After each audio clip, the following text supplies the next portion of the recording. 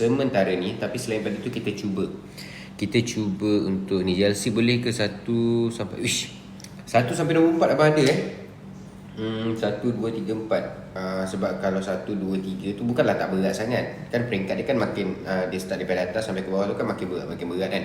Abang daripada sektor JLC, untuk masalah saman tu bang, besar ke amount ni? Nasib baik abang tak sampai nombor 5 bang. Kalau abang sampai nombor 5 memang kita tak boleh buat kat sini. Ni ada kat kita kat Depot ni kita tak boleh buat dah. Okay, amount tu banyak tak bang? Kalau tak banyak sangat kita usahakan sebenarnya.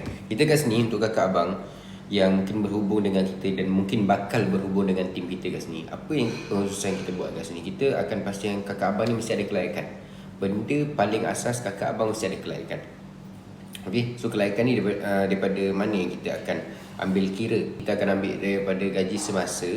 Dalam masa yang sama, kita juga akan tengok hutang semasa yang kakak abang ada tu. Hutang lapuk, hutang aktif daripada beberapa akaun. Okay, so kita akan kumpulkan. Kat situlah kita akan nilai semula kelayakan kakak abang.